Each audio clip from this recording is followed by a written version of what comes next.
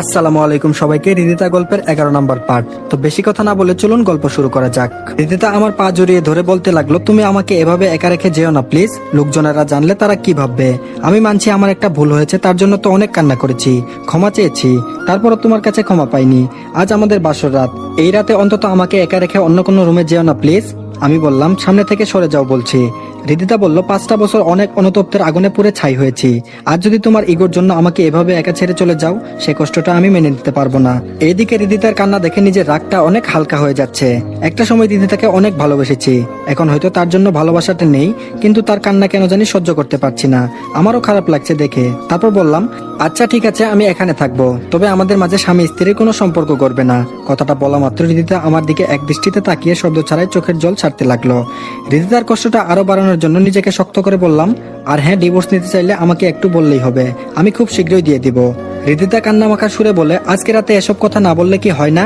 আমার কাছ থেকে প্রতিশোধ নিতে খুব ভালো লাগছে তাই না? আমি বললাম, আমি কারো কাছ থেকে প্রতিশোধ নেই না, উল্টো তারা আমার কষ্টগুলো বুঝতে চায় না।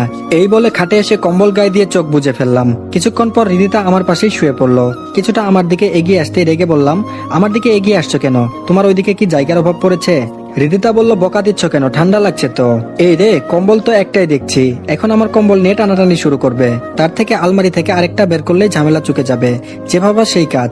আলমারি থেকে আরেকটা কম্বল বের করে হৃদিতার দিকে এগিয়ে দিয়ে বললাম, এই নাও। হৃদিতা বলল, 2 কম্বলের কি দরকার ছিল? একটাই চলতো। আমি বললাম, একটা কম্বল নিয়ে দুইজনের টানাটানি করে ঠান্ডায় জমে যাওয়ার থেকে দুইজনেরটা আলাদা আলাদা থাকাই ভালো। কম্বল হাতে নিয়ে হৃদিতা বিড়বিড় করে বলল, আলাদা আলাদা থাকাই ভালো তাই না? খুব ভাব দেখানো হচ্ছে। আমার সময়টাও আসবে, তখন আমি তোমাকে বুঝাবো। আমি বললাম, বিড়বিড় করে কি বলো? হৃদিতা বলল, না কিছু না। তারপর আমি বললাম, ঘুমিয়ে পড়ো। এই বলে মুখ ফিরিয়ে আমিও ঘুমিয়ে পড়লাম। হৃদিতা মনে মনে বলে, তোমার ইগোতে আমি জল ঢেলে ছাড়বো। অনেক কষ্ট দিয়েছ আমাকে, আর না, এবার তোমাকে নিজের করে নিবই। তার জন্য কিছুদিন আমাকে তো অবহেলা সহ্য করতেই হবে, সেটা আমি ভালো করেই বুঝে গেছি। হৃদিতা মনে মনে এসব কথা ভেবে ঘুমিয়ে পড়লো। মাঝরাতে কখন যে রনিকে জড়িয়ে ধরে ঘুমিয়ে পড়েছে হৃদিতা নিজেই জানে না। মাঝরাতে বুকে ভারী কিছু অনুভব করলাম। চোখ মেলে নিজের দিকে তাকাতেই চোখ যেন কপালে উঠে গেল। হৃদিতা আমাকে এমন ভাবে আষ্টে পিষ্টে জড়িয়ে ধরে রেখেছে, এটা হয়তো ঠান্ডা লাগার কারণে আমার সংস্পর্শে এসেছে। এদিকে তার কম্বলটাও ফ্লোরে পড়ে আছে। এই অবস্থায় হৃদিতাকে সরিয়েও দিতে পারছি না, কি একটা মুশকিলে পড়লাম। আমি বললাম, এই হ্যালো। হৃদিতার কোনো রেসপন্স নেই, উল্টো আরো শক্ত করে জড়িয়ে ধরে ঘুমিয়ে পড়লো।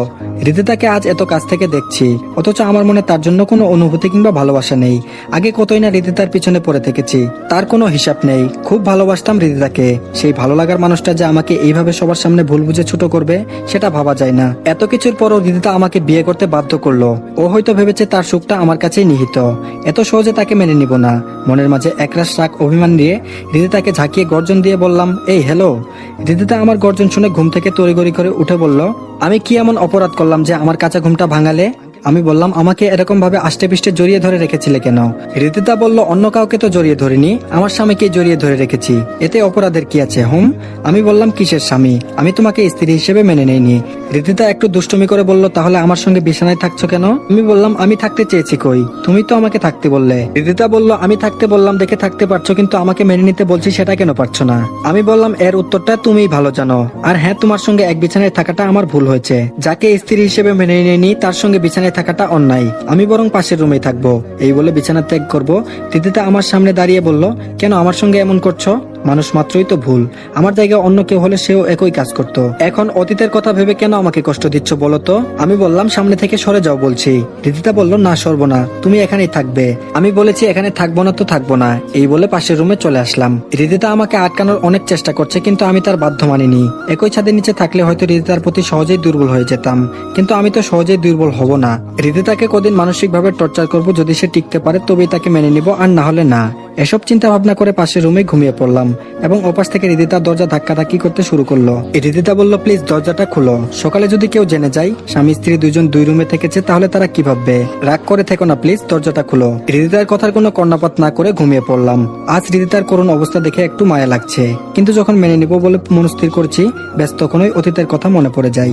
তারপর আর কি, বাকি রাতটুকু পাশের ঘরেই ঘুমিয়ে পার করলাম। সকালে ঘুম একটু আগেই ভেঙে গেল।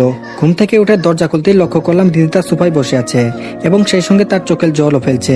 সেদিকে ভ্রুক্ষেপ না দিয়ে ওয়াশরুমে চলে গেলাম। ফ্রেশ হয়ে বাহিরে বের হবো, এর মধ্যে হৃদিতার দরজার সামনে এসে বলল, আমাকে কষ্ট দিয়ে কি শান্তি পেয়েছেন? হৃদিতার চোখের দিকে তাকাতেই আমার চোখ যেন কপালে উঠে গেল। কি ব্যাপার? রিদিতার চোখ এরকম লাল হয়ে আছে কেন? নিশ্চয়ই কান্না করেছে। আর করলেই বা কি, আমি চাই ও আরো কান্না করুক। এসব ভাবতেই রিদিতা বলল, আমিও দেখি কতদিন আমার কাছ থেকে তুমি দূরে সরে থাকতে পারো। আমি বললাম, তোমার সঙ্গে কথা বলার ইচ্ছাটাও আমার নেই। শুধুমাত্র একটা কথা মনে রাখবা, আমাদের মাঝে যাই হোক না কেন সেটা কাকিমা কিংবা তানিশা যেন না জানতে পারে। এই বলে বাইরে চলে আসলাম। অপরদিকে তানিশা দুষ্টুমি করে বলল, কিরে বাসরাত কেমন কাটালি? রিদিতা নিশ্চুপ হয়ে রইল। রিদিতার নিশ্চুপ থাকা দেখে তানিশা কিছুটা আঁচ করতে পেরে বলে উঠল, রিদিতা তোদের মাঝে কি ঝগড়া হয়েছে? রিদিতা মিথ্যা হাসার চেষ্টা করে বলল, কই না তো। তানিশা বলল, ও যদি কখনো তোর সঙ্গে মিসবিহেভ করার চেষ্টা করে তো মার কাছে গিয়ে দ্রুত নালিশ করবি। মা ওকে এমন কানমলা দিবে না, কখনো যেন আর তোর সঙ্গে মিসবিহেভ না করতে পারে। রিদিতা বলল, আচ্ছা ঠিক আছে, সেটা তখন দেখা যাবে। এইদিকে বন্ধুদের সঙ্গে আড্ডা দিতে দিতে সকাল গড়িয়ে বিকাল হয়ে এসেছে। সেদিকে ভ্রুক্ষেপই নেই। দা লাগাই বাড়ি যাওয়ার কথা মনে পড়ে গেল। যেই ভাবা সেই কাজ। দরজায় আসা মাত্রই কাকিমা রেগে বলল, ওইখানে দাঁড়া, আর এক পা সামনের দিকে বাড়াবি না। আমি বললাম, এই রে সেরেছে। রিদিতা কি তাহলে কাকিমাকে সব বলে ফেলেছে? এর জন্য হয়তো কাকিমা রেগে আছে। দরজার বাইরে এসব ভাবতে ভাবতে রিদিতা এসে বলল,